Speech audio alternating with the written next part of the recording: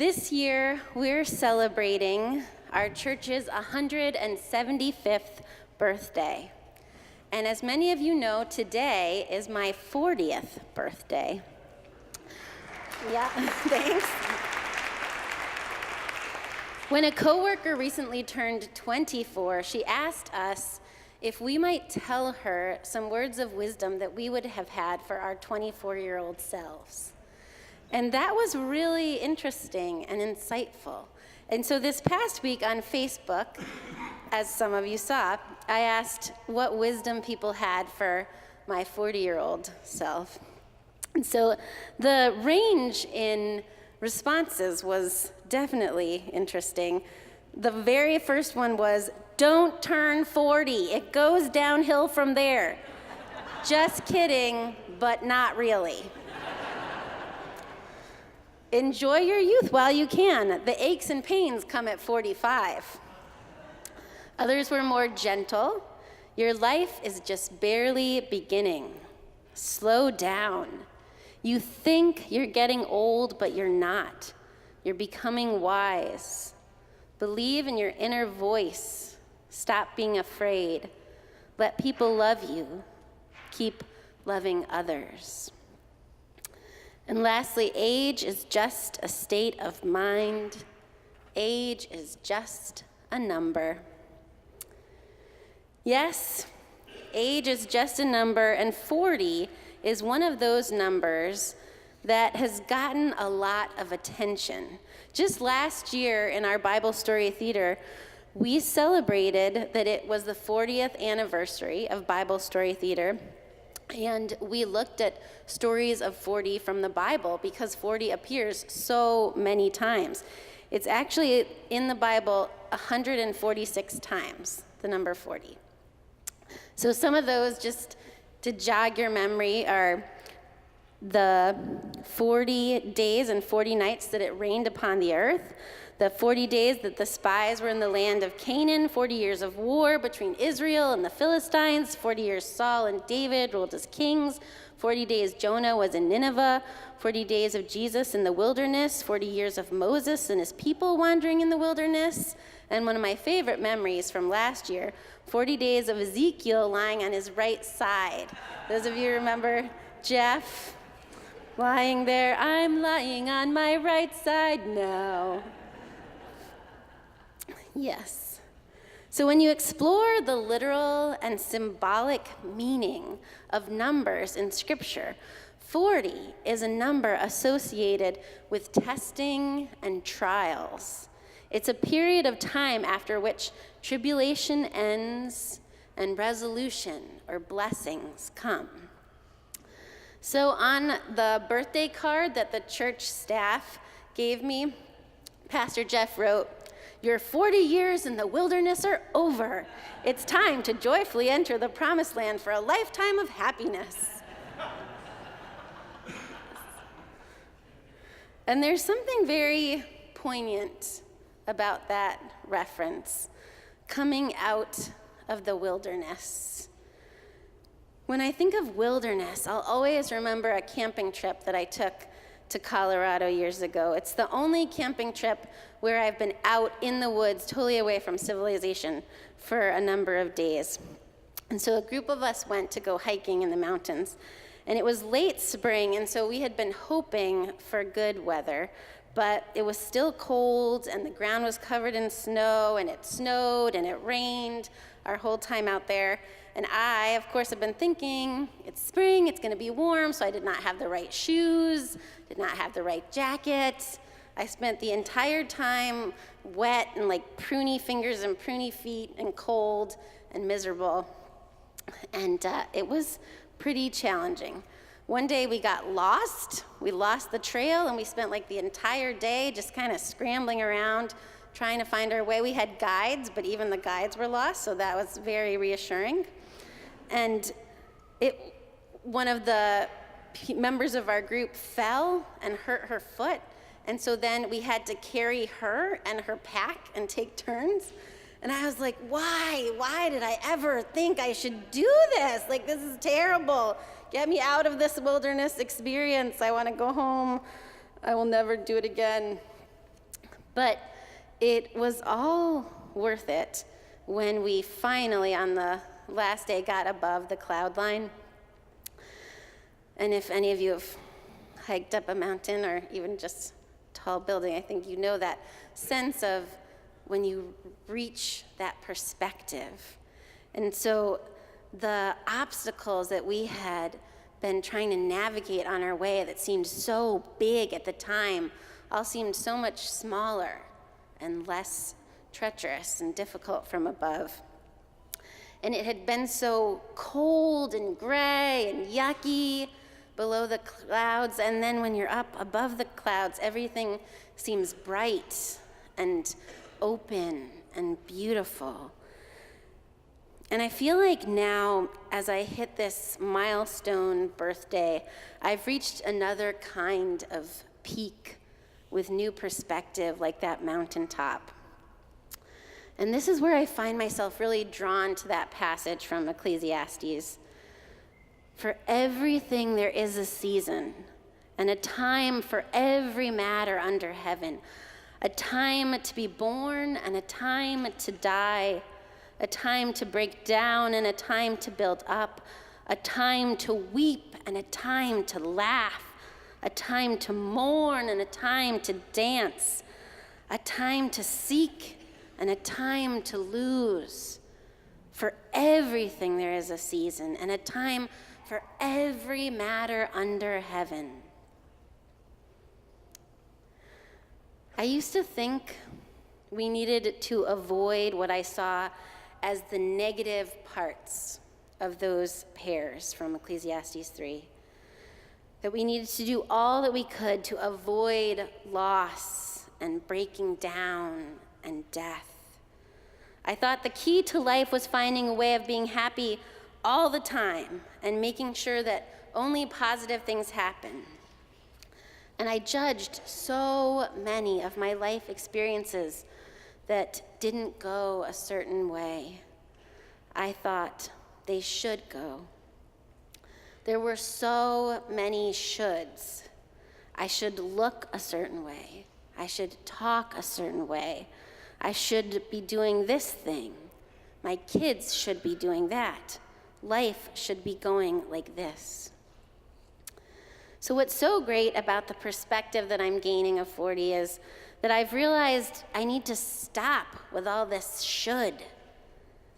Stop fighting what is. It's such a waste of my energy. Life is so complex and full, and we don't have to try to avoid any of it. There will be time for mourning and laughter. There will be time for dancing and crying.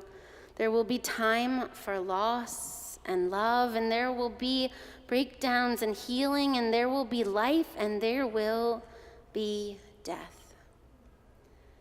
And embracing all of it is hard, but it doesn't stop it when we avoid it.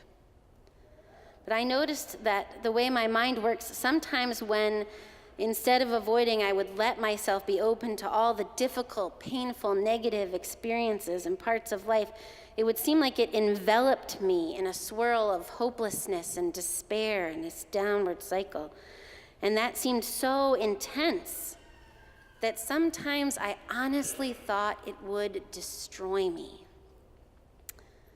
But here I am. I've survived it all. It was all okay. The closest I came to feeling like I wouldn't make it through the tough times was a few months after I had my first child, Amelie. And she was a colicky little baby, and she cried all the time, and she wouldn't eat, and she would not sleep, and I was miserable. I went back to work 6 weeks after having her, and that was not enough time. I was so overwhelmed. And one night when I was exhausted and Toby wasn't home, and I couldn't get Amelie to sleep, and I couldn't get her to eat, and I couldn't get her to stop crying, I honestly felt like I wanted to walk down the street to the train and step in front of it. But I didn't. I called Toby, and I told him I needed him to come home, and he did. And the next day, I called a psychiatrist, and I got help. And I reached out for a lot more help, and I tried to get more sleep. But it was one of the most difficult times dealing with postpartum depression. And when I look back at life so far, that is one of those major moments that I am truly grateful that I made it through. So often we don't talk about those kinds of experiences with each other. We just share the positive, good parts of life. But that is not life in its wholeness. That is not the fullness of who we are. We hide certain parts so that others don't judge us. We hide it because we think it shouldn't have been that way. But like Ecclesiastes says, there is a time for everything. There's a time for everything.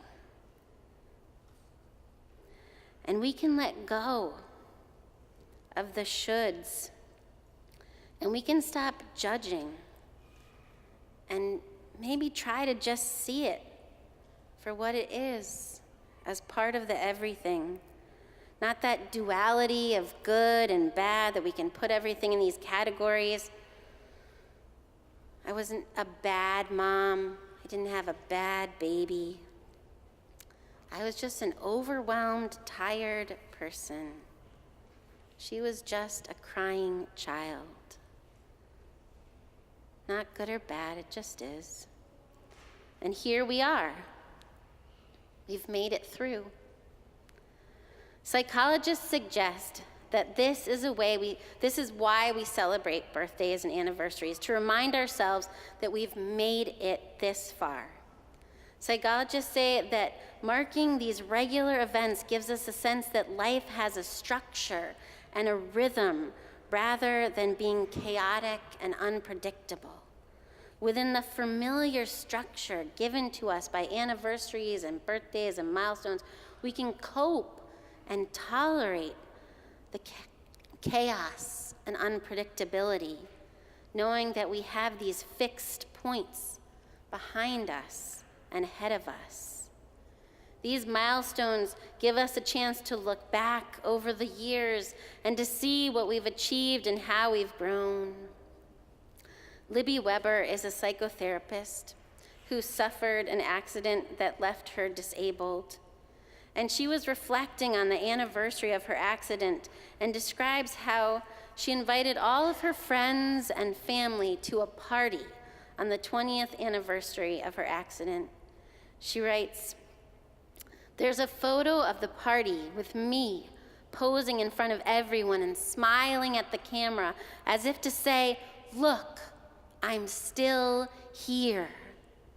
The very fact that someone has survived to see another year is a very good reason indeed for celebrating in Thanksgiving."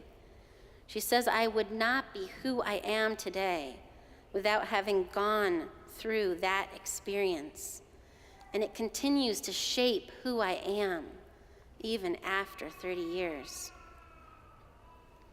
As Christians, when we celebrate milestones like anniversaries, as we're doing with the church this year for our 175th anniversary, and when we celebrate birthdays, not only are we saying we're still here, we're also affirming that God is still here with us and that God helped us get here.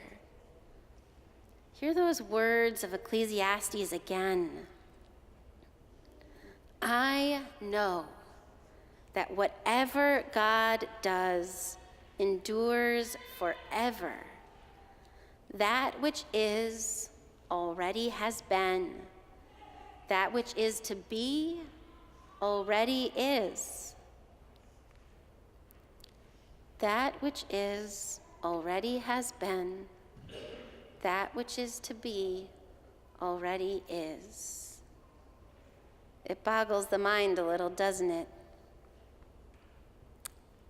But we capture that God is eternal and timeless. We create milestones so that we feel less lost on this journey of life. But no matter how lost we have ever felt, we never were. God has held us through all of it, all that has ever been and ever will be. The positive and the negative, and everything in between, God has held it. The joyful and the painful and the ordinary, God has held it. The perspective we get from having climbed the peak is to see the wide expanse of God's eternal presence and love unfolding before us, then, now, and always. If only we can see that. If only even down here on the ground we can rise above the clouds and remember that. There is an ancient story told by Joan Chittister. She says, "Where shall I look for enlightenment?" the disciple asked. "Here," the wise one said. "When will it happen?" the disciple asked. "It's happening right now," the wise one answered. "Then why don't I experience it?" "Because you don't look." "What should I look for?" "Nothing. Just look." "Look at what?" "At anything your eye lights on. But must I look in a special way?" "No. The ordinary way will do."